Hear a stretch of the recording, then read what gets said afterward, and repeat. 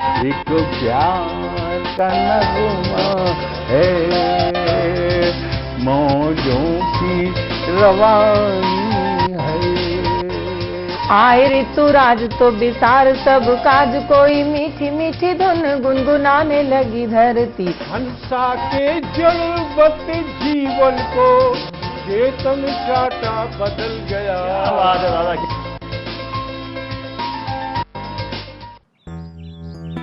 Sir, बिटिया रानी driver के साथ भाग गई। भाग गई? जी, भाग गई। अरे कोई बात नहीं, उसे तो बचपन से भागने का शौक है। सतमोला खाओ, कुछ भी पचाओ।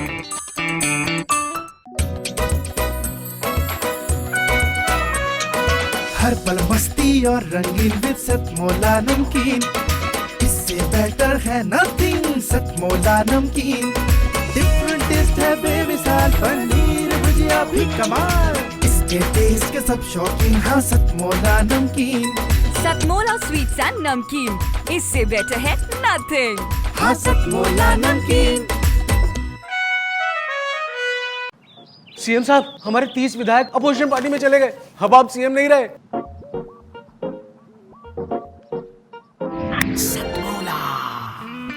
तो अब नया सीएम कौन बन रहा है? Tell me. सतमोला खाओ, कुछ भी पचाओ। जितना जी में आए खाओ, बस खाते ही खाते जाओ। डरने की क्या बात है जब सतमोला साथ है। टेस्ट है इसका सबसे निराला, हर दिल पर जादू कर डाला। स्वाद स्वाद में जमकर खाया, सतमोला ने खूब बचाया। खाने से डरता है क्या? सतमोला। नमस्कार दोस्तों, मैं दीपांजन जिया बहुत बहुत स्वागत करती हूँ आप सभी का पिछले 17 वर्षों से देश के नंबर 1 शो सतमोला कवियों की चौपाल में। और आज हमारे साथ मौजूद हैं देश के बड़े कवि महेंद्र अजनबी जी। उनसे हम सुनने वाले हैं आज हास्य की एक ऐसी कविता जो हम सबको हंस हंस कर लोटपोट होने पर मजबूर कर देगी। तो आइए जोरदार तालियों के साथ स्वागत करते हैं महेंद्र अजनबी जी। तो जब लड़ाई छिड़ती जनता में भी जोश आ जाता है। अब मेरे मोहल्ले वालों को भी जोश आया।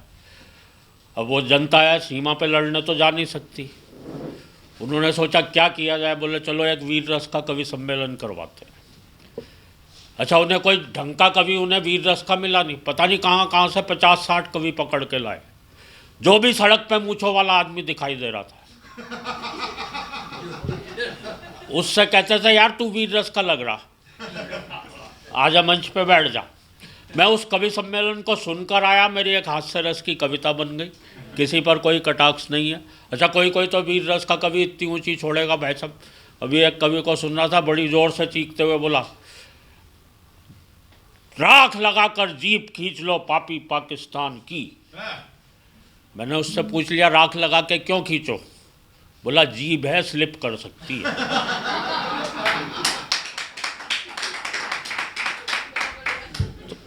कविता सुनाना, कविता शुरू कर रहा हूँ। एक बार तालियां बजाकर मन दें। जितने मन से आप सुनेंगे उससे दुगने मन से मैं आपको सुनाने की कोशिश करूँगा। कि कारगिल युद्ध पर वीर रस का कवि सम्मेलन था। मंच के थे बहुत ही ठाट बाट। वीर रस के कवि बैठे थे लगभग 60। मैं खुश हुआ।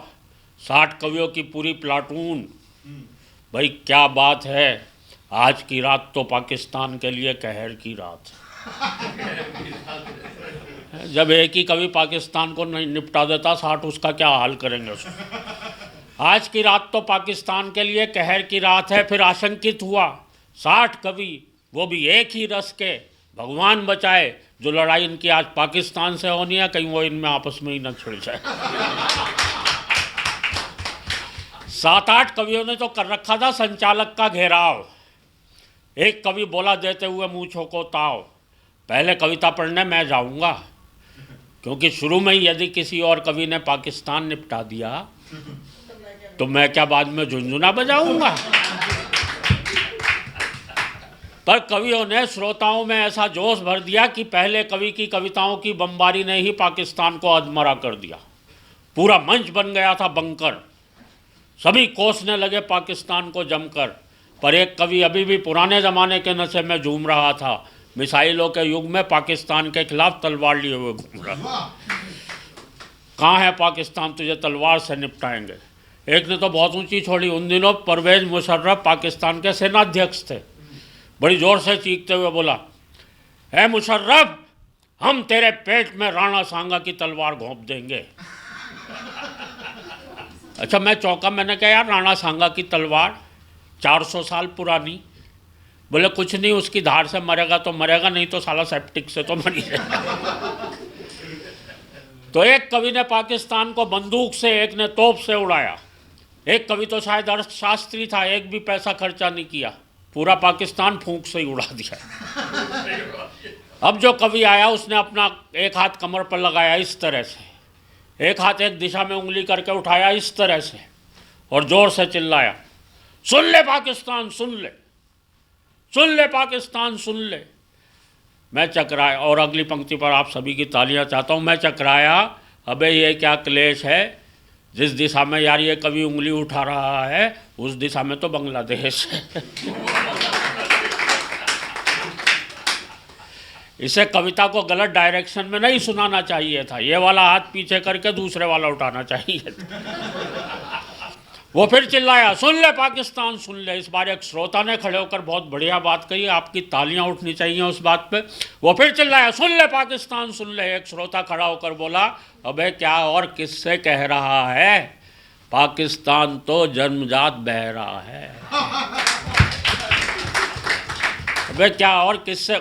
कवि ने उस श्रोता की नहीं सुनी और इस बार वाक्य बदला, इस्लामाबाद अगर मेरी आवाज़ सुन रहा हो तो सुन ले, इस्लामाबाद अगर मेरी आवाज़ सुन रहा हो तो सुन ले। पीछे से एक श्रोता बोला, भाई जब तुम्हारी आवाज़ यहीं तक ठीक ठीक नहीं आ रही है तो इस्लामाबाद तक कैसे जाएगी। वीर रस का अब जो कवि आया भाई साहब होगा करीब 15 किलो का। इतना तो तब बता रहा हूँ जब भयंकर सर्दियों का मौसम था, 5-6 किलो तो कपड़े ही पहन रखे थे। मैंने तो मेरे एक दोस्त से पूछा, मैंने कहा यार ये वीर रस का कवि इतना पतला दुबला इतना कमज़ोर कैसे हो गया। बोला ऐसा इसलिए हो गया क्योंकि ये हर समय फूंकता ही रहता है, इतना नुकसान ये अपनी कविता से पाकिस्तान का नहीं कर पा रहा जितना अपने शरीर का कर रखा है। अच्छा, इतना पतला दुबला कवि जब कविता पढ़ रहा था, आप लोग दृश्य का आनंद लेना। तो श्रोताओं में से एक बोला, भाई कौन खड़ा है, भाई कौन खड़ा है, दिखाई नहीं पड़ रहा है, मुझे तो लगता है माइक खुद ही कविता पढ़ रहा है। उसकी बगल वाला श्रोता बोला, लगता है तू भी गच्चा खा गया है, अबे कवि तो खड़ा हुआ है लेकिन माइक के डंडे की ओट में आ गया। ये दिखने में कैसा लगता है जरा पता लगाओ। उसकी बगल वाला श्रोता बोला, किसी के घर पड़ी हो तो दूरबीन उठा लाओ। अच्छा, कुछ खपती लोग भी बैठे होते हैं श्रोताओं में। एक गया अपने घर जाकर दूरबीन लेके आ गया, उससे देखते हुए बोला, बाप रे ये कवि खड़ा है या उसका एक्सरे। अचानक वो कवि बड़ी जोर से थरथराया। श्रोताओं में से, और देखना मैंने हाथ से कहाँ से निकाला है तो आपकी तालियां चाहता हूँ। अचानक वो कवि बड़ी जोर से थरथराया। श्रोताओं में से एक बोला, लगता है मिर्गी का दौरा आया। एक श्रोता बोला, इसे जूता सुंघाओ। दूसरा बोला, गरम गरम दूध पिलवाओ। तीसरा बोला, तू किस टेंशन में है, गौर से इसकी जेब देख, इसका मोबाइल फ़ोन वाइब्रेशन में। वीर रस का अब जो कवि आया वो रामलीला वाले अंदाज में आया। जितना वो अपनी कविता में पाकिस्तान की तरफ बढ़ता जा रहा था उतना ही माइक से पीछे हटता है। आते ही चिल्लाया, अब की बार युद्ध हुआ तो हम झंडा फहराएंगे सीधे इस्लामाबाद पर। इस तरह से कई कवियों के हाथ हवा में जोर जोर से लहराए और उन्होंने क्रम से लाहौर, कराची, सियालकोट, सरगोदा, हड़प्पा, गिलगित, मुल्तान तक में झंडे फहराए। और अगली पंक्ति पर आपकी तालियां उठनी चाहिए। और 1 घंटे में श्रोताओं में पैदा ऐसा जज्बा कर दिया कि मंच से ही 5 कवियों ने पाकिस्तान के 47 शहरों पर कब्जा कर लिया। ऐसे कब्जा कर रहे थे जैसे सारे प्रॉपर्टी डीलर बैठे हुए हैं। अब अगले कवि की घबरा रही थी आत्मा, क्योंकि 5 कवि अब तक कर चुके थे पाकिस्तान का खात्मा। पर वो मेरा दोस्त निकला, मंच से उतर के मेरे पास आया, मुझसे बोला, यार अजनबी क्या करूं, कहाँ जाऊं। इन कवियों ने पाकिस्तान का एक भी शहर नहीं छोड़ा है। अब उसे बाकी शहरों के नाम याद नहीं थे। इन कवियों ने पाकिस्तान का एक भी शहर नहीं छोड़ा है। क्या करूं, कहाँ जाऊं, मैं झंडा कहाँ फहराऊं। मैंने कहा झंडा कहाँ फहराऊं, फिर तू ऐसा कर जा, झंडा लेकर और आगे निकल जा और सीधे अफगानिस्तान पे चढ़ जा। बोले नहीं यार, वहाँ तो आजकल अब अमेरिका बम फेंक रहा है। मैंने कहा फिर उसके आगे ईरान है, वहाँ तेहरान निकल जा। तेरा क्या जा रहा, वहाँ फहरा दे। वो बोला यार तेहरान तो क्या, उसके आगे इराक है, वहाँ बगदाद, उसके आगे सीरिया है, वहाँ दमिश्क। एक बार मेरे भौगोलिक ज्ञान पे तालियां बजती। उससे आगे सीरिया है, वहाँ दमिश्क तक मैं झंडा फहरा दूं, पर यार शहर दमिश्क ऐसे नाम पे श्रोता ताली नहीं बजाते, ये है सबसे बड़ा रिस्क। मैंने कहा फिर तू ऐसा कर ले, या तो राइट टर्न लेके चीन की तरफ निकल ले, या फिर यू टर्न लेके वापस मंच पे आ जा, यहीं से तो तू टेक ऑफ करेगा। कविता समाप्त हो गई, तालियां बजा दीजिए। बहुत बहुत धन्यवाद।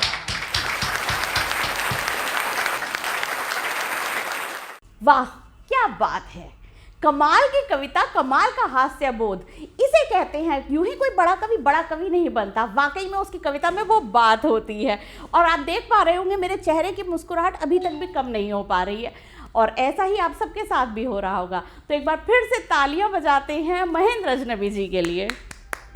दोस्तों आज हमारे साथ स्टूडियो में मौजूद है कविता का वो बड़ा नाम जिनके नाम में भी रस है।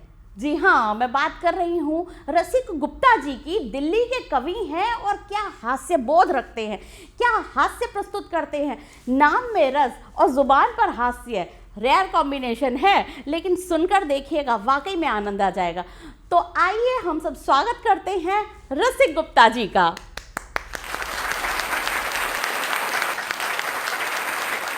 अभी लॉकडाउन में एक कविता का जन्म हुआ और वो कविता बनी पूरे भारत की चहेती हास्य कविता। आप मुझे सौभाग्य मिला है सतमोला कवियों की इस चौपाल में उस कविता को प्रस्तुत करने का। मैं आभार व्यक्त करना चाहता हूँ भाई परवीन आर्य जी का, जिन्होंने अवसर दिया मुझे यहाँ। हमारे बड़े भाई होते हैं। तो लीजिए वो कविता आपके सामने सीधे सीधे रखता हूँ कि इस कोरोना के कारण भारतीय पूरी दुनिया में छा गए। इस कोरोना के कारण भारतीय पूरी दुनिया में छा गए। पहले सब हेलो हाय किया करते थे, इस हेलो हाय को कोरोना की ऐसी हाय लगी कि पूरी दुनिया के लोग नमस्ते पर आ गए। अपनी पत्नी के अत्याचारों से दुखी हमारा एक मित्र लॉकडाउन तोड़ के भागने लगा बेचारा, तो पुलिस ने पकड़ के जेल में डाल दिया, लगाकर कर्फ्यू तोड़ने की धारा। 2 दिन बाद मैं पुलिस की परमिशन लेके उससे जेल में मिल के आया, तो उसके चेहरे पे ना दुख ना गम का साया। बोला यहाँ ना बर्तन मांजना, ना कपड़े धोना, अखबार टीवी घूमो फिरो हर सुविधा तमाम है। भैया मैंने तो दोनों जगह रह के देख लिया, यहां ज्यादा आराम है। घर पर तो कई दिन का बचा हुआ खाना खाना पड़ता था, यहां मिलता है बिल्कुल ताजा। रसिक भाई मेरी मान, तू तो किसी पे भी थूक दे और यहीं आ जा। वैसे तो इस लॉकडाउन में लगभग हर पति ने खींची पति की खाल, लेकिन ज्योतिषियों का हुआ सबसे बुरा हाल। एक ज्योतिषी ने किसी को बताया विदेश यात्रा का योग तो समझ लो तुम्हारे दरवाजे पर खड़ा है। भविष्यवाणी की ऐसी तैसी हो गई, अगला अस्पताल में क्वारंटीन पड़ा है। एक दूसरे ज्योतिषी ने किसी कन्या से कहा तुम्हारा अच्छा समय आने वाला है बड़ी जल्दी, शीघ्र लगेगी तुम्हारे हाथों में हल्दी। मार्च समाप्त होने से पहले बच जाएगा तुम्हारा घर। वो अब तक घूम रही हाथों में लगाई सैनिटाइजर।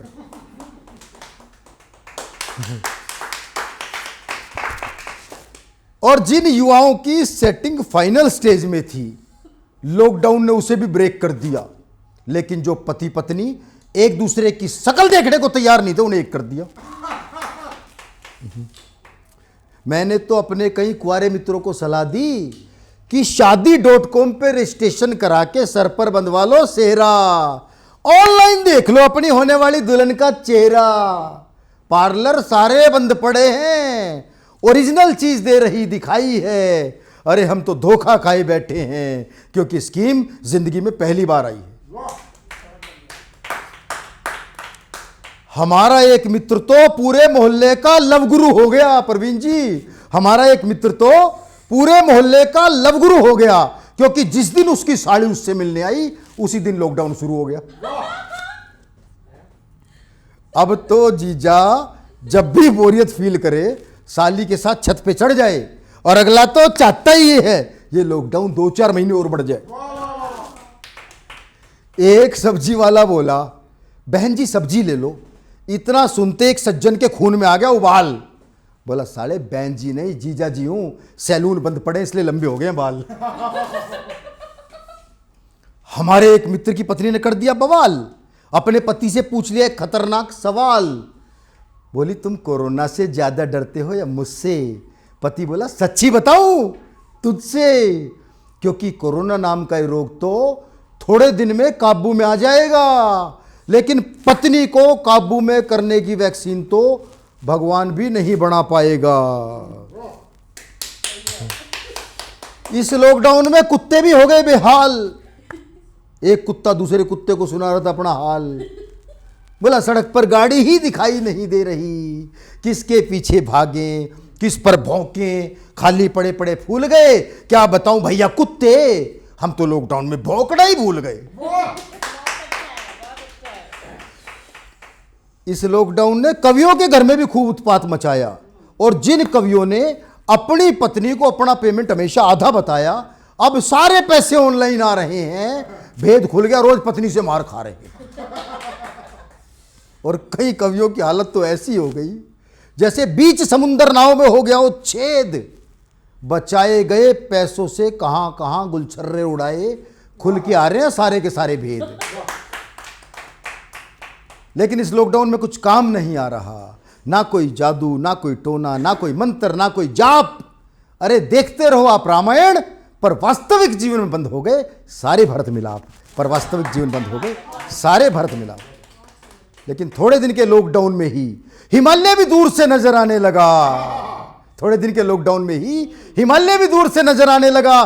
कितनी शुद्ध हवा हो गई, और ये बीमारी भी अजीब है जिसमें दूरी ही दवा हो गई। ये बीमारी अजीब है जिसमें दूरी ही दवा हो गई। क्या इस भीषण महामारी के लिए पता नहीं है दुनिया चाइना को कैसे माफ करेगी, और सरकार अरबों रुपए क्यों खर्च करती अगर पता होता कि कोरोना की बीमारी ही गंगा को साफ करेगी, कि कोरोना की बीमारी ही गंगा को साफ करेगी। इस कोरोना से कैसे निपटे, इस महामारी से कैसे निपटे? अमेरिका, इंग्लैंड, जर्मनी, किसी को कुछ नहीं सूझ रहा है। चांद और मंगल पर जीवन तलाशने वाला इंसान आज कोरोना की वैक्सीन ढूंढ रहा है। आज कोरोना की वैक्सीन ढूंढ रहा है। आज कोरोना की वैक्सीन।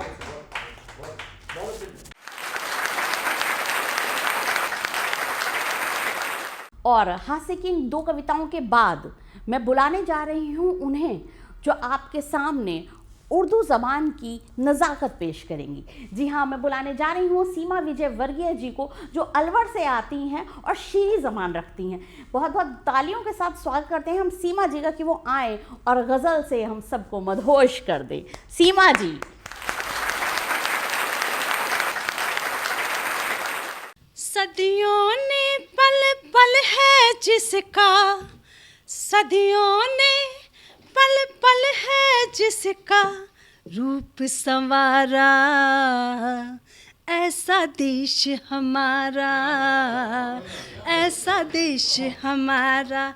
ऋषियों मुनियों ने जिसको, ऋषियों मुनियों ने जिसको पाला पुचकारा, ऐसा देश हमारा, ऐसा देश हमारा। लेकिन आज के हालात देखिएगा, जाने क्यों अब उल्टी गंगा बहा रहे हैं, जाने क्यों अब उल्टी गंगा बहा रहे हैं। सारी नगरी खुद जैसी ही बना रहे हैं। एक टके की भाजी खाजा बता रहे हैं, एक टके की भाजी खाजा बता रहे हैं। बगुले सारे खुद को हंसा दिखा रहे हैं। धो लेते हैं हाथ जहाँ भी, धो लेते बहती धारा, ऐसा देश हमारा, ऐसा देश हमारा। कौवे तो हर रोज दिवाली मना रहे हैं, कौवे तो हर रोज दिवाली मना रहे हैं।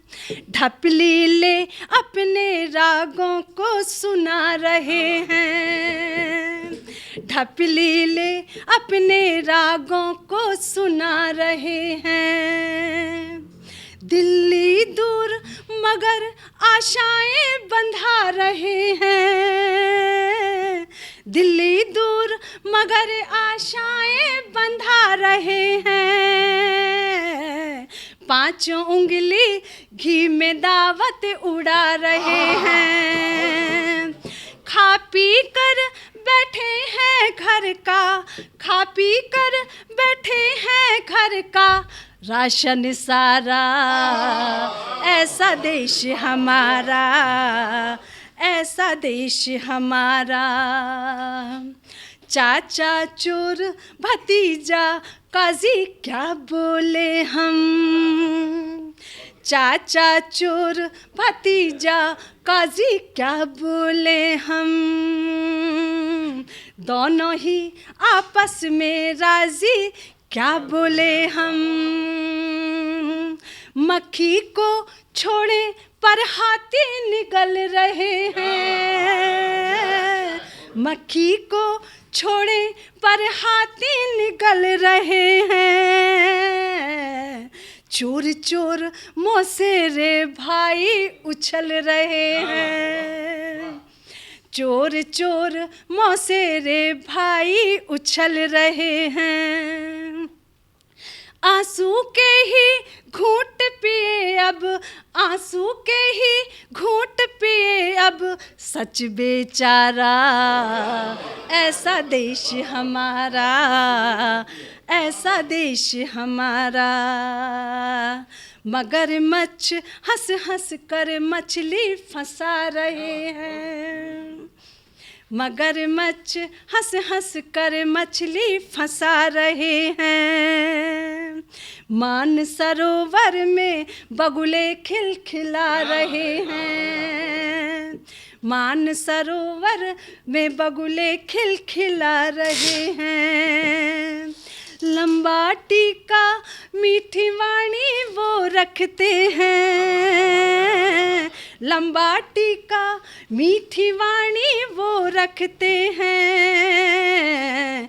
तिल चमेली का अपने सिर पर मलते हैं, तेल चमेली का अपने सिर पर मलते हैं। कर कर जतन इन्होंने अपना, कर कर जतन इन्होंने अपना, कर कर जतन इन्होंने अपना रूप संवारा, ऐसा देश हमारा, ऐसा देश हमारा। इतना पानी पी बैठे रोएंगी सदियाँ, इतना पानी पी बैठे रोएंगी सदियाँ। बादल तक सूखे हैं क्या सागर क्या नदियाँ, बादल तक सूखे हैं क्या सागर क्या नदियाँ। बच्चे जब पीने के पानी को तरसेंगे, बच्चे जब पीने के पानी को तरसेंगे। चुल्लू भर पानी में हम सब डूब मरेंगे, चुल्लू भर पानी में हम सब डूब मरेंगे। बची नहीं दो बूंद आँख में, बची नहीं दो बूंद आँख में है अंधियारा, ऐसा देश हमारा, ऐसा देश हमारा, ऐसा देश हमारा, ऐसा देश हमारा। नमस्कार। गजल के बाद हम बात करेंगे फिर से हास्य बोध की। हंसने हंसाने का दिन है। दुनिया की जिंदगी में इतनी ज्यादा टेंशन आजकल भरी हुई है कि अगर हास्य बोध ना परोसा जाए तो सब लोग सोच सोच कर ही मर जाएं। तो क्यों ना एक बार फिर से हास्य के कवि को बुलाते हैं। जी हाँ, मैं बुलाने जा रही हूँ अयोध्या की पावन धरती से आने वाले ताराचंद जी को। वो आएंगे और हमारे सामने प्रस्तुत करेंगे हास्य। तो एक बार तालियों के साथ स्वागत करते हैं ताराचंद तन्हा जी का।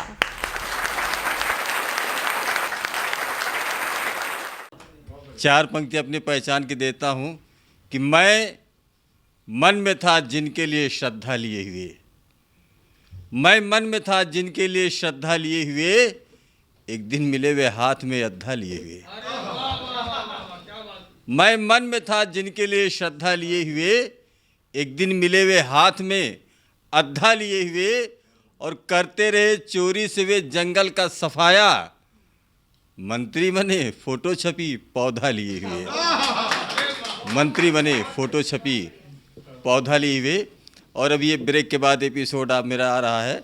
ब्रेक पर चार पंक्तियाँ सुनाता हूँ। मैं धर्म की नगरी का रहने वाला हूँ, धार्मिक सीरियल देखता हूँ, और जैसे कोई खास सीन सिचुएशन आती ब्रेक आ जाता है। ये ब्रेक कितना खलता है। चार पंक्तियाँ सुनिएगा। धार्मिक सीरियल देख रहा था, ब्रेक आता गया कि बोले श्री कृष्ण भगवान, लेकिन ब्रेक के बाद बोले श्री कृष्ण भगवान, लेकिन ब्रेक के बाद वत्स तेरा होगा कल्याण, लेकिन ब्रेक के बाद वत्स तेरा होगा कल्याण, लेकिन ब्रेक के बाद। और ब्रेक से पहले भीम ने अपनी गदा तान के मारी तो दुर्योधन की निकली जान, लेकिन ब्रेक के बाद दुर्योधन की निकली जान, लेकिन ब्रेक के बाद। और आने वाले समय देखिए भी ये एक नया बसंत आजकल पश्चिमी सभ्यता का हावी हुआ है, वैलेंटाइन डे। एक व्यंग हास्य की कविता रखता हूँ कि मैं भगवान श्री रामचंद्र जी का अनुयायी, मैं भगवान श्री रामचंद्र जी का अनुयायी, उनका पुजारी, यानी कि एक पत्नी व्रतधारी।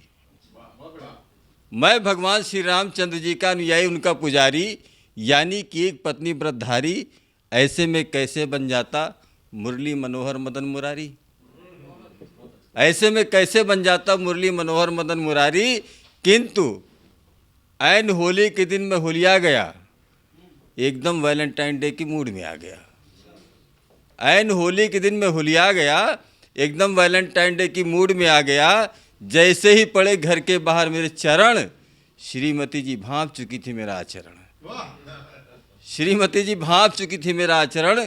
बोली कहाँ चल दिए मेरे ऋतिक रोशन, कांटा लगाने वाली गोपिकाओं के किशन, जाओ जाओ मैं अच्छी तरह से जानती हूँ कहाँ जाओगे, मक्खन तो नसीब नहीं होगा आइसक्रीम ही खाओगे।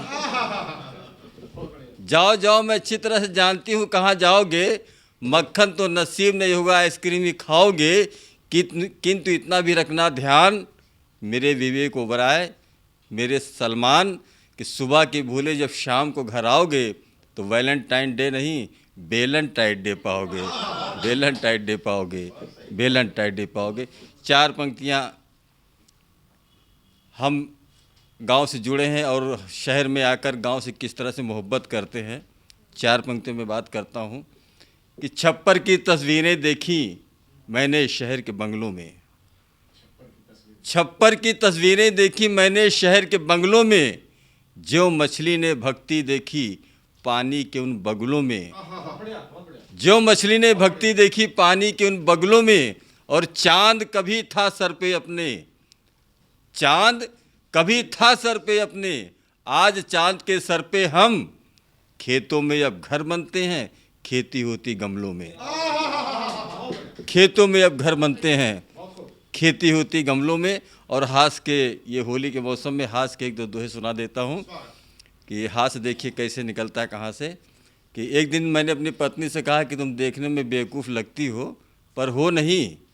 ये बोली हमारे आप में ये तो अंतर है।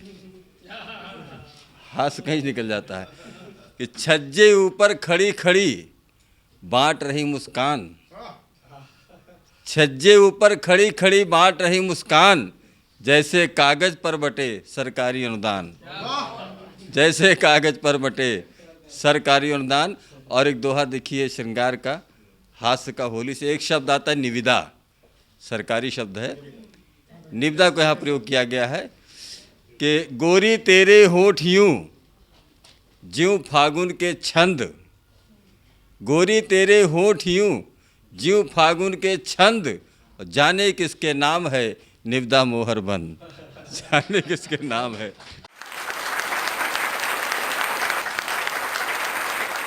अब तक हम सुन रहे थे हास्य के कवियों को, गजल की कवित्री को, लेकिन अब वक्त हो चला है एक ब्रेक का। वो ब्रेक जो चटपटा है, मसालेदार है, जिसके अंदर भुजिया का करारापन भी है, तो इसके अंदर चटपटी खट्टी मीठी गोलियों का स्वाद भी है। जी हाँ, मैं बात कर रही हूँ आपसे सतमोला ब्रेक की। तो लेते हैं एक ब्रेक। जितना जी में आए खाओ, बस खाते ही खाते जाओ, डरने की क्या बात है जब सतमोला साथ है। टेस्ट है इसका सबसे निराला, हर दिल पर जादू कर डाला, स्वाद स्वाद में जमकर खाया, सतमोला ने खूब बचाया। खाने से डरता है क्या? सतमोला। सर, बिटिया रानी ड्राइवर के साथ भाग गई। भाग गई? जी, भाग गई। अरे कोई बात नहीं, उसे तो बचपन से भागने का शौक है। सतमोला खाओ, कुछ भी पचाओ।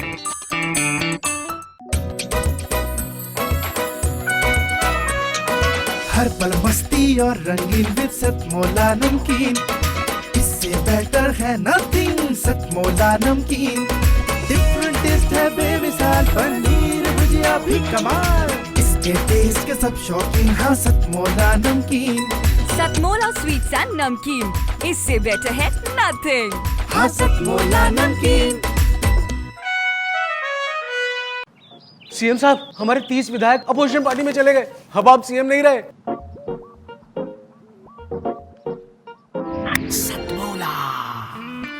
तो अब नया सीएम कौन बन रहा है? Tell me. सतमोला खाओ, कुछ भी पचाओ।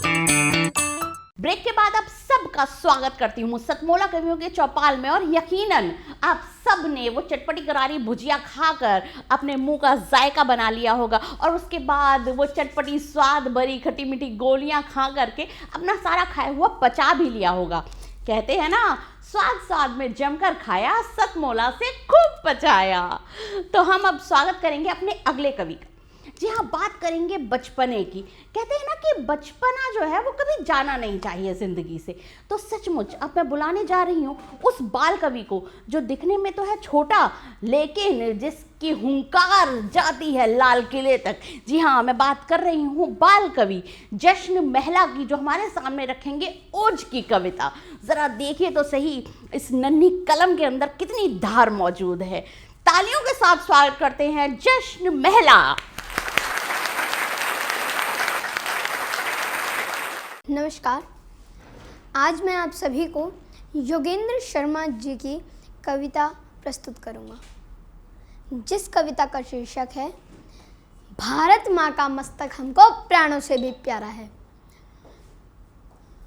उजियारे की उत्कंठा थी और दीपक हर बाती में, कितने घाव किए हमने भारत माँ की छाती में।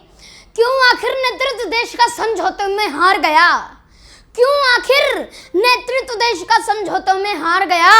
कितने काफिर निकले हम, वो घर में घुस के मार गया। कायरता की कालिख पोती हमने वीरों के बलिदानों पर, कितने शूल सजाए हमने फूलों के गुलदानों पर। अरे कुल्हाड़ी मारी हमने खुद अपने ही पाँव पर, अरे कुल्हाड़ी मारी हमने खुद अपने ही पाँव पर, और लाल बहादुर खोया हमने ताशकंद की बाहों पर, लाल बहादुर खोया हमने ताशकंद की बाहों पर। जिस डाली पर बैठे थे हमने उसको ही तो काट दिया, जिस जाली पर बैठे थे हमने उसको ही तो काट दिया, और नेहरू जिन्ना बनकर हमने भारत माँ को बांट लिया, और नेहरू जिन्ना बनकर हमने भारत माँ को बांट लिया। आजादी की तस्वीरों में लाल लहू की धारा है, भारत माँ का मस्तक हमको प्राणों से भी प्यारा है। हम प्रताप का स्वाभिमान वो हल्दी घाटी भूल गए, पूज्य पद्मिनी के जौहर की वो परिपाटी भूल गए कृष्ण ने वैशी कंस मिटा डाला, रामचंद्र ने राक्षस कुलों का पूरा वंश मिटा डाला। 5 गांव की खातिर हमने महाभारत कर डाला था, कुरुक्षेत्र के युद्ध स्थल को शोणित से भर डाला था। छक्के छूट गए अकबर के राणा के हुंकारों से, अंग्रेजों को धूल चटा दी झांसी की तलवारों से। जलियांवाला बाग सरीखे बलिदानों को भूल गए, याद करो मैं हंसते हंसते फांसी पर भी झूल गए। तुंग हिमालय की गोदी ने अपना लहू पुकारा है, भारत माँ का मस्तक हमको प्राणों से भी प्यारा है। कभी गुलामी की जंजीरें, कभी घात प्रतिघात सहे, कभी घात प्रतिघात सहे। एक सदी के कालखंड ने बेशक झंझावात सहे, अवरोधों ने रुद्र किया पर कदम हार कर रुके नहीं। इंच इंच कट गए युद्ध में पर शीश हमारे झुके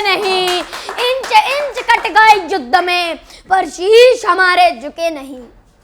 हमने पर्वत चीर दिए थे नाखूनों की धारा से,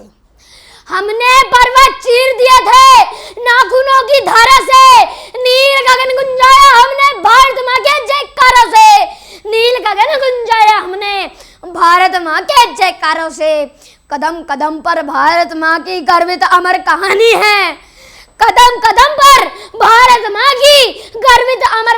है, मत भूलो प्रवीण प्रतिज्ञा जो संसद में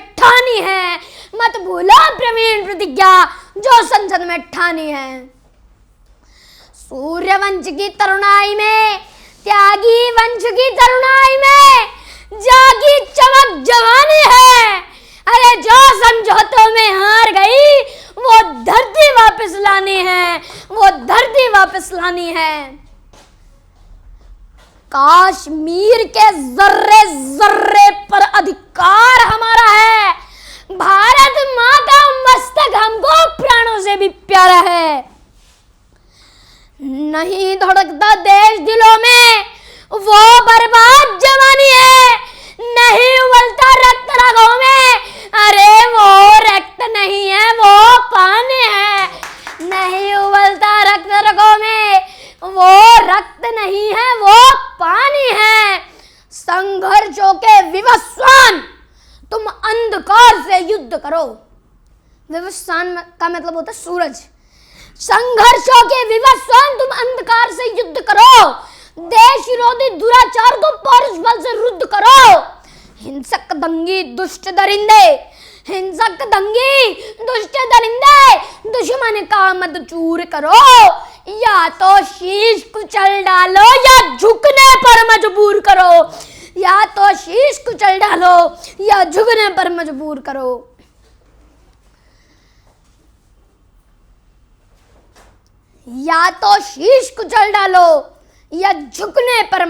करो।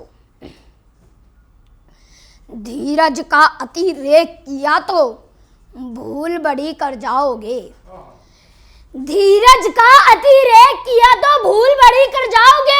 भावी पीढ़ी प्रश्न करेगी क्या उत्तर दे पाओगे।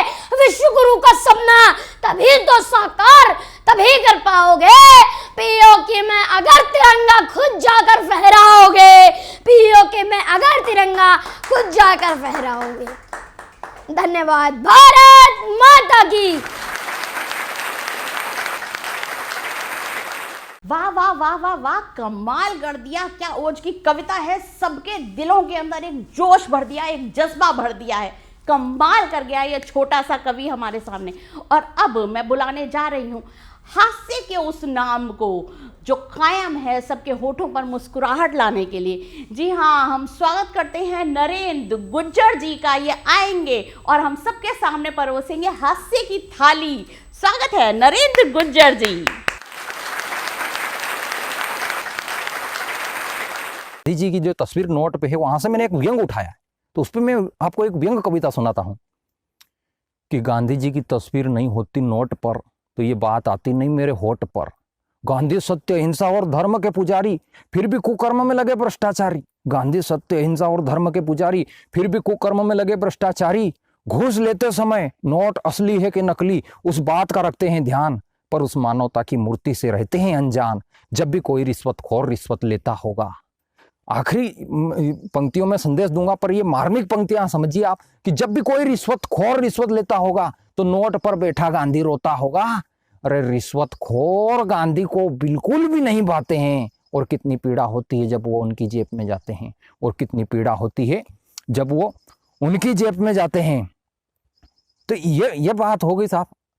अच्छा, अपने देश में क्या हो रहा है कि यहाँ पे सब अपने मन का काम कर रहे हैं, कोई किसी की नहीं सुन रहा है। स्थिति ऐसी हो गई है। अब पाकिस्तान ने अपने भारत पे बयान दे दिया साहब। वो पाकिस्तान क्या बोल रहा है पता है? अब पाकिस्तान का बयान आया, वो पाकिस्तान ने कहा कि भारत में शांति नहीं है। व्यंग समझना, 2 पंक्तियां महज कि पाकिस्तान ने कहा कि भारत में शांति नहीं है। जैसे जुगनू कह रहा है सूर्य में कांति नहीं है। जैसे जुगनू कह रहा है सूर्य में कांति नहीं है। ये आने वाला महीना, इसमें बसंत होगा और छत्रपति शिवाजी महाराज की जयंती होगी, तो मैं उन्हीं पर मैं कुछ पंक्तियां यहाँ पे प्रस्तुत करता हूं। तो पहले बसंत पर एक छोटा सा छंद हो जाए, गीत हो जाए, प्रस्तुत करता हूं। कोशिश करता हूं मैं गायन की, हालांकि बहुत कम मैं तरन्नुम में लिखता हूं और गाता हूं कि प्रेम ही उमंग है, प्रेम ही संग है। बसंत का स्मरण करते हुए सुनिए ये छंद कि प्रेम ही उमंग है, प्रेम ही संग है। जीवन में प्रेम का प्रबंध होना चाहिए। प्रेम ही उमंग है, प्रेम ही संग है। जीवन में प्रेम का प्रबंध होना चाहिए। इत्र की महक महकाती है तन को, मन पर प्रेम की सुगंध होना चाहिए। तो प्रेम को भी सार प्रिय करती हो द्वंद्व, है ना, आपसी युद्ध कि प्रेम को भी सार प्रिय करती हो द्वंद्व। अब ये शीत युद्ध बंद होना चाहिए। शीत युद्ध जो ग्रह क्लेश होते हैं ना घर घर, कि प्रेम को भी सार प्रिय करती हो द्वंद्व। अब ये शीत युद्ध बंद होना चाहिए। ये देह से नेह, इस देह से, कि देह से नेह सदैव नहीं रहता। मन से मन का संबंध होना चाहिए। मन से मन का संबंध होना चाहिए। छत्रपति शिवाजी महाराज पर कुछ पंक्तियां प्रस्तुत करता हूं कि हुआ उदित भारत में अखंड प्रचंड दिवाकर था। हुआ उदित भारत में अखंड प्रचंड दिवाकर था। शत्रु कांपता जिसके भय से, ऐसा शौर्य यश उजागर था। और भारत विरोधी अग्नि जिसके समक्ष शून्य हुई, भारत विरोधी अग्नि जिसके समक्ष शून्य हुई। छत्रपति शिवाजी ऐसा विराट सागर था। छत्रपति शिवाजी ऐसा विराट सागर था। अब राम मंदिर की बात कर लेते हैं थोड़ी। राम मंदिर पर जिस तरह से जो लोगों के मन में कुछ कुंठाएं हैं, कुछ लोगों को तो बहुत आशाएं उम्मीदें हैं कि यार इतने सालों के बाद में राम मंदिर का निर्माण हो रहा है, लेकिन उन लोगों के लिए कहना चाहता हूं कि जो राम मंदिर पर अपनी वैज्ञानिक दृष्टिकोण से एक अलग ही मानसिकता समाज में तैयार कर रहे हैं, तब मैंने लिखा कि मंदिर स्मृति होगा अमीट संस्कृति का। मंदिर क्यों बना रहे हैं हम? कि मंदिर स्मृति होगा अमीट संस्कृति का। मंदिर मर्यादा होगा मानवीय प्रवृत्ति का। मंदिर मर्यादा होगा मानवीय प्रवृत्ति का। कि मंदिर पीढ़ियों को जीवन जीना सिखाएगा। मंदिर पीढ़ियों को जीवन जीना सिखाएगा। ऐसे थे श्री राम, ऐसे थे श्री राम। दंपति अपनी संतानों को बताएगा, दंपति अपनी संतानों को बताएगा। ये स्मरण रहे प्रभु श्री राम का कि भगवान राम धरा पर आए और उन्होंने इतने अच्छे कार्य किए, तो हमारी पीढ़ी आने वाली प्रभु राम के मंदिर का दर्शन कर अपने आप को सौभाग्यशाली महसूस कर सके, गौरवान्वित महसूस कर सके। तो भगवान राम पर कुछ पंक्तियां मैं प्रस्तुत करता हूं कि जीवन में हुई क्षति की पूर्ति है राम। क्या है राम? मेरी नजरिए से देखिए, आपकी जीवन में हुई क्षति की पूर्ति है राम। धर्म का दर्पण मर्यादा की मूर्ति है राम। धर्म का दर्पण मर्यादा की मूर्ति है राम। संबंधों के सांचे में कैसे ढलना ये सीखे राम से। राम की जगह अपन होते तो क्या करते कि अब तो छोटा भाई भी आ गया है, माँ भी आ गई है, गुरुदेव भी आ गए हैं, ससुर जी भी आ गए, सब आ गए हैं, अब तो लौट जाओ यार, अब तो अपन राज ले लो। सब लोग आ रहे हैं, मान नहीं रहे। फिर रिश्तेदार में जाकर कहते अरे मैं तो क्या कि त्याग करने के लिए तैयार था, लेकिन कोई घर का सदस्य माने नहीं, इसलिए वापस मुझे राजपाट लेना पड़ा। ये भरत नहीं माने, शत्रुघ्न नहीं माने। ऐसा होता तो वर्तमान परिस्थिति तो ये साहब की भाई का कत्ल करके राज ले ले। तब मैं कहता हूं कि जीवन में हुई क्षति की पूर्ति है राम। धर्म का दर्पण मर्यादा की मूर्ति है राम। संबंधों के सांचे में कैसे ढलना कोई सीखे राम से। संस्कारों से भरी सर्वोत्तम संस्कृति है राम। संस्कारों से भरी सर्वोत्तम संस्कृति है राम। जय श्री राम। साधुवाद। आपको बहुत बहुत धन्यवाद। नमस्कार। तो जी हाँ, मैं बुलाने जा रही हूँ करुणा सिंह कल्पना जी को रांची से। वो आएंगी और आकर छेड़ जाएंगे हम सबके दिलों के तार। जोरदार तालियों के साथ स्वागत करते हैं कल्पना सिंह करुण जी का। कविता का शीर्षक है एहसास। जिंदगी जीने के आस लिए, जिंदगी जीने के आस लिए, एक सुखद एहसास लिए। जिंदगी जीने के आस लिए, एक सुखद एहसास लिए। 2-4 कदम चल दिए, 2-4 कदम चल दिए।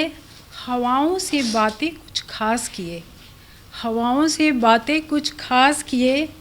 छुपती हुई चांद भी गवाह कर दिए, छुपती हुई चांद भी गवाह कर दिए। 2-4 तारे भी साथ दिए। जिंदगी जीने के आस लिए, एक सुखद एहसास लिए।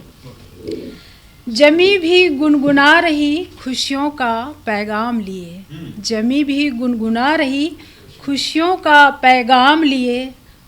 पैरों की पत्तियां भी सरसरा रही, पैरों की पत्तियां भी सरसरा रही।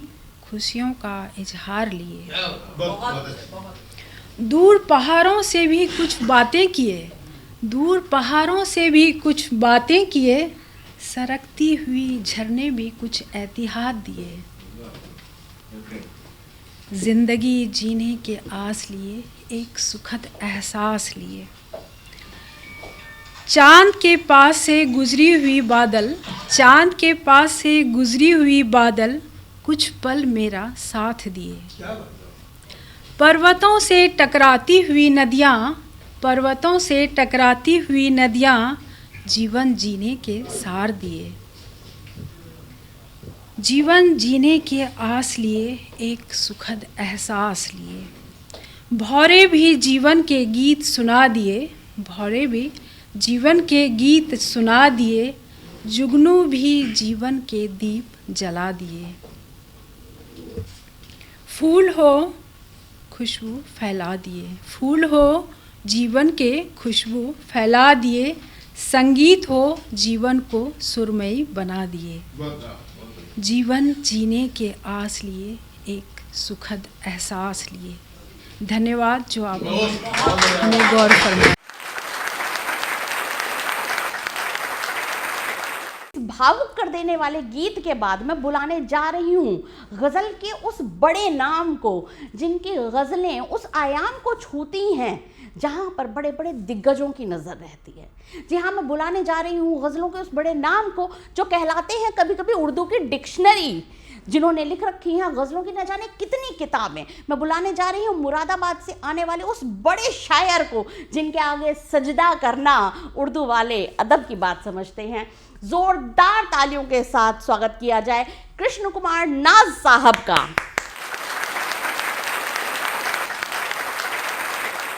सभी को अभिवादन करता हूँ। ये गज़ल के 2 शेर प्रस्तुत कर रहा हूँ। कहता हूँ कि जिस घर में वफ़ा और मोहब्बत न मिलेगी, जिस घर में वफ़ा और मोहब्बत न मिलेगी, उस घर में कोई चीज सलामत न मिलेगी। जिस घर में वफा और मोहब्बत न मिलेगी, उस घर में कोई चीज सलामत न मिलेगी। और बाजार में बैठे हो तो इतना भी समझ लो, बाजार में बैठे हो तो इतना भी समझ लो, कीमत तो मिलेगी, कभी इज्जत न मिलेगी। बाजार में बैठे हो तो इतना भी समझ लो, कीमत तो मिलेगी, कभी इज्जत न मिलेगी। और संसार तो कुछ रोज ठहरने की जगह है, संसार तो कुछ रोज ठहरने की जगह है, बसने की किसी को भी इजाजत न मिलेगी। संसार तो कुछ रोज ठहरने की जगह है, बसने की किसी को भी इजाजत न मिलेगी। और ए नींद मुझे दे दे कोई ख्वाब सुहाना, ए नींद मुझे दे दे कोई ख्वाब सुहाना, सोने के लिए फिर मुझे मोहलत न मिलेगी। ए नींद मुझे दे दे कोई ख्वाब सुहाना, सोने के लिए फिर मुझे मोहलत न मिलेगी। 2-3 शेर और पेश कर रहा हूँ। कहता हूँ कि हमने यूं भी वक्त गुजारा मस्ती में याराने में, हमने यूं भी वक्त गुजारा मस्ती में याराने में, जब जी चाहा घर से निकले बैठ गए मैखाने में। हमने यूं भी वक्त गुजारा मस्ती में याराने में, जब जी चाहा घर से निकले बैठ गए मैखाने में। और दुनिया की हर रौनक उसको फीकी लगने लगती है, दुनिया की हर रौनक उसको फीकी लगने लगती है, रम जाता है जब भी कोई दीवाना दीवाने में। दुनिया की हर रौनक उसको फीकी लगने लगती है, रम जाता है जब भी कोई दीवाना दीवाने में।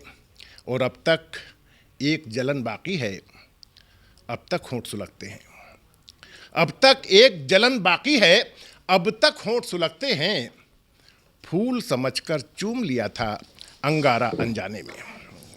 अब तक एक जलन बाकी है, अब तक होंठ सुलगते हैं, फूल समझकर चूम लिया था अंगारा अनजाने में। और अश्क नहीं है ये माजी की धुंधली सी तस्वीरें हैं, अतीत। अश्क नहीं है ये माजी की धुंधली सी तस्वीरें हैं, टूट गए हम चंद पुरानी यादों को दफनाने में। टूट गए हम, अश्क नहीं है ये माजी की धुंधली सी तस्वीरें हैं, टूट गए हम चंद पुरानी यादों को दफनाने में। और जिन छत और दीवारों को हम घर कहकर खुश होते थे, जिन छत और दीवारों को हम घर कहकर खुश होते थे, सब की सब तब्दील हुई हैं आज मुसाफिर खाने में। जिन छत और दीवारों को हम घर कहकर खुश होते थे, सब की सब तब्दील हुई हैं एक मुसाफिर खाने में। और आखिर में 2-3 शेर और प्रस्तुत कर रहा हूँ। कहता हूँ कि पास उसके मेरे हिस्से का कभी कल न हुआ, पास उसके मेरे हिस्से का कभी कल न हुआ, मसला जैसा था वैसा ही रहा, हल न हुआ। पास उसके मेरे हिस्से का कभी कल न हुआ, मसला जैसा था वैसा ही रहा, हल न हुआ। और जाने क्या अपनी मोहब्बत में कमी थी ऐसी, जाने क्या अपनी मोहब्बत में कमी थी ऐसी, वो दीवाना ना हुआ और मैं पागल ना हुआ। जाने क्या अपनी मोहब्बत में कमी थी ऐसी, वो दीवाना ना हुआ और मैं पागल ना हुआ। और मुनहसिर ज़ात पे उसकी था मेरा सारा वजूद आधारित, मुनहसिर ज़ात पे उसकी था मेरा सारा वजूद, वो समंदर ना हुआ और मैं बादल ना हुआ। मुनहसिर ज़ात पे उसकी था मेरा सारा वजूद, वो समंदर ना हुआ और मैं बादल ना हुआ। और उसकी सोहबत भी बदल पाई न फितरत मेरी, उसकी सोहबत भी बदल पाई न फितरत मेरी, टाट था टाट रहा, टाट से मखमल न हुआ। उसकी सोहबत भी, शुक्रिया, बदल पाई न फितरत मेरी, टाट था टाट रहा, टाट से मखमल न हुआ।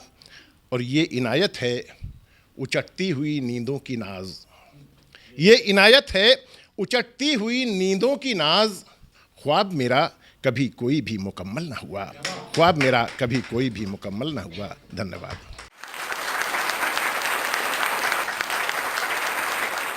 दोस्तों, जब एक बार गज़लों का माहौल बन जाता है ना, तो फिर आप उससे यूं ही बाहर नहीं निकल सकते। वो हमारे ज़हन पर तारी हो जाता है और सारे माहौल में वो जो उर्दू की मिठास घुल जाती है, उससे बाहर आना लगभग नामुमकिन होता है। तो क्यों ना एक बार और गज़ल को सुना जाए। मैं बुलाने जा रही हूँ उर्दू अदब के एक और बड़े शायर अरुण साहिबा बादी जी को, जो हमारे सामने गज़ल रखेंगे और वही नज़ाकत, वही नफासत, आहा क्या मज़ा आएगा। तो सुनते हैं अरुण साहिबा बादी जी को।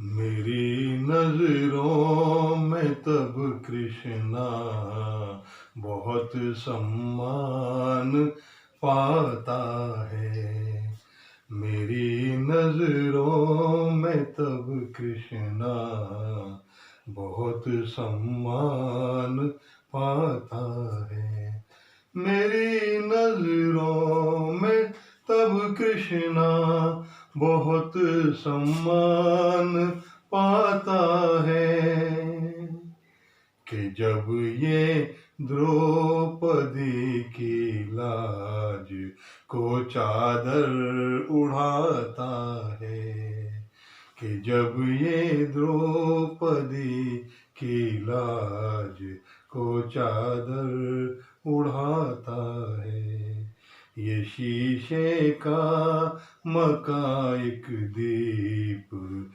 से भी जगमगाता है, ये शीशे का मका एक दीप से भी जगमगाता है, इधर इसका उजाला दूसरे घर तक भी जाता है, इधर इसका उजाला दूसरे घर तक भी जाता है, मोहब्बत करने वालों के शजर जब नाम पाता है, मोहब्बत करने वालों के शजर जब नाम पाता है, तब अपना जिस्म छिल जाने पे भी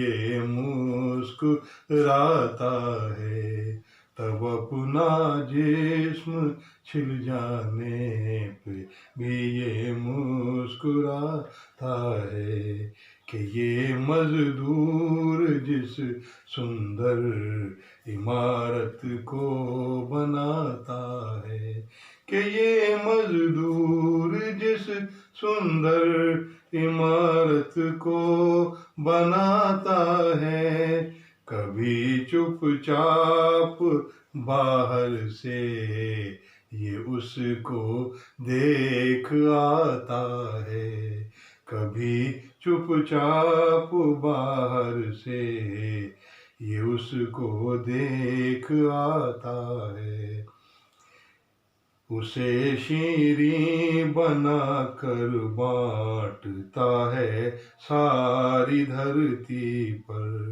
उसे शीरी बना कर बांटता है सारी धरती पर, के सूरज जितने पानी को समंदर से उठाता है, कि सूरज जितने पानी को समंदर से उठाता है, फकत मामूली सूरत और रंगत रखता है बेला, फकत मामूली सूरत और रंगत रखता है बेला, मगर ये अपनी खुशबू से बहुत इज्जत कमाता है, न इसको इल्म है उसका न उसकी शक्ल से वाकिफ, न इसको इल्म है उसका, न उसकी शक्ल से वाकिफ। खुदा के साथ इंसान का बहुत दिलचस्प नाता है, खुदा के साथ इंसान का बहुत दिलचस्प नाता है। इसी कारण तो इसकी गाय बेहद दूध देती हैं, इसी कारण तो इसकी गाय बेहद दूध देती हैं। ये कृष्णाचार्य के संग इनको बंसी भी सुनाता है, ये कृष्णाचार्य के संग इनको बंसी भी सुनाता है।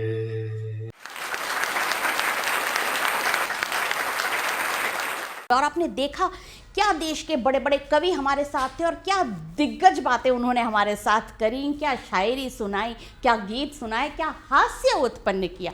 अगर आप भी इस शो में आना चाहते हैं तो आप हमें कॉल कर सकते हैं 9711182183 पर।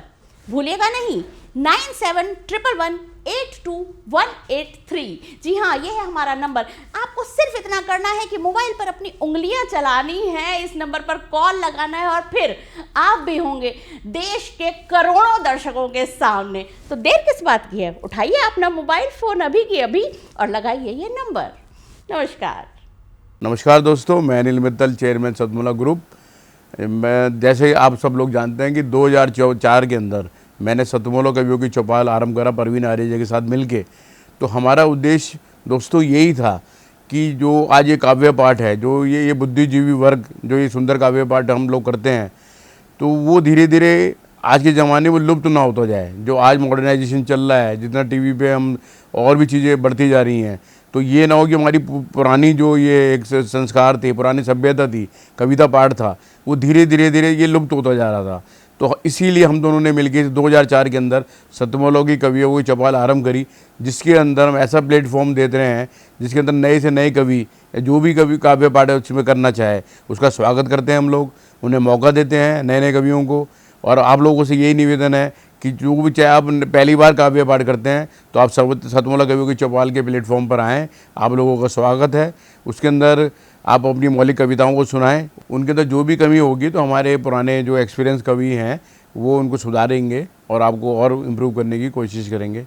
आपसे निवेदन है कि सतमोला कवियों की चौपाल में आएँ और अपना काव्य पाठ करें। सतमोला कवियों की इस चौपाल में जितने भी कवि बंधु, साहित्यकार बंधु आज यहाँ आए हैं, मैं उनको उनका अभिवादन करता हूँ, उनको नमन करता हूँ। परवीन आर्य जी का ये जो प्रयास, सुंदर प्रयास, सतत वर्षों से चल रहा है, मैं इसका एक साक्षी हूँ। नवअंकुर कवियों को जो ये मंच सतमोला कवियों की चौपाल जो प्रस्तुत करती है, ये बहुत सराहनीय और प्रशंसनीय प्रयास है। आज के इस कार्यक्रम में मैं उपस्थित रहा।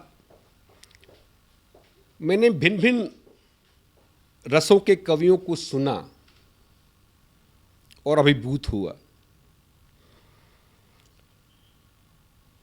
वीर रस के कवि थे, हास्य रस के कवि थे, श्रृंगार रस के कवि थे, और ये सब रस मिलकर जो है नवरस जो उत्पन्न करते हैं हमारे जीवन में, इनका बहुत महत्व है हमारे जीवन के बीच में। परंतु मैं आज एक बात जितने भी कवि यहाँ उपस्थित हैं उनके लिए बड़े आदरपूर्वक, आदर से मैं कहना चाहता हूँ कि आप को ये मंच मिला है, आप नवअंकुर कवि हैं, परंतु आप हमेशा नव अंकुर कवि न रहें, और अपने प्रयासों को इतना उद्दात करें कि एक दिन आप भी जो है देश भर में अपना नाम बनाएं, आपकी कविता श्रेष्ठतम कविता हो, ऐसा मेरा आपसे आग्रह है, ऐसा मेरा आपसे निवेदन है। आप में प्रतिभा है, आप उस प्रतिभा को अपने प्रयासों से और गहरा करें और उसमें गति लाएं, यही मेरी आपसे एक बार पुनः प्रार्थना है। इसी प्रार्थना के साथ मैं आप सबका पुनः एक बार धन्यवाद करता हूँ, अभिनंदन करता हूँ। और मैं आपके बीच में रहा, जितना समय भी रहा, मुझे बहुत आनंद आया। मैं बहुत अच्छी यादें आज के इस कार्यक्रम से लेकर वापस जाने वाला हूँ। मैं आपको बहुत शुभकामनाएं देता हूँ, आपको बहुत साधुवाद देता हूँ। बहुत धन्यवाद आप सभी का। अखिल भारतीय साहित्य परिषद द्वारा संचालित सतमोला कवियों की चौपाल नामक ये जो कार्यक्रम है, ये अपने आप में इसलिए महत्वपूर्ण है कि केवल ये कार्यक्रम ही नहीं है, बल्कि यहाँ पर नवांकुर, नए नए कवि, नए नए कवयित्रियाँ इस मंच पर आकर के अपनी कविताओं को प्रस्तुत करती हैं, जो सारे संसार के अंदर जाता है। तो ये बहुत बड़ा मंच है, एक प्रकार से कार्यशाला जैसी है ये। तो इसलिए आप सभी लोग इस कार्यक्रम से जुड़ें, नए नए बच्चे यहाँ पर आएँ, बहुत अच्छा लगेगा। हमारा आशीर्वाद इस पूरी संस्था के लिए है, सतमोला कवियों की चौपाल के लिए है, और आप सभी के प्रति हमारा मन में बहुत स्नेह है, बहुत प्यार है। आप सब आएँ उस प्रकार से यहाँ पर अपनी कविताओं को इस मन से सुना करके उपकृत हों और उपकृत करें भी हम सभी को। जितना जी में आए खाओ, बस खाते ही खाते जाओ, डरने की क्या बात है जब सतमोला साथ है। टेस्ट है इसका सबसे निराला, हर दिल पर जादू कर डाला, स्वाद स्वाद में जमकर खाया, सतमोला ने खूब बचाया। खाने से डरता है क्या? सतमोला। सर, बिटिया रानी ड्राइवर के साथ भाग गई। भाग गई? जी, भाग गई। अरे कोई बात नहीं, उसे तो बचपन से भागने का शौक है। सतमोला खाओ, कुछ भी पचाओ।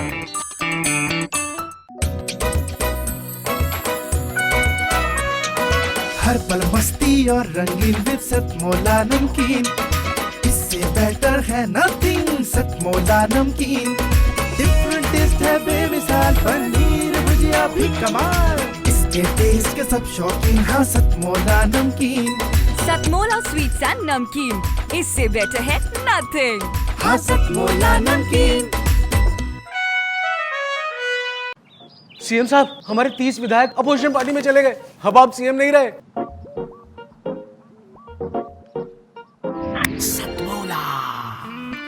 तो अब नया सीएम कौन बन रहा है? Tell me. सतमोला खाओ, कुछ भी पचाओ।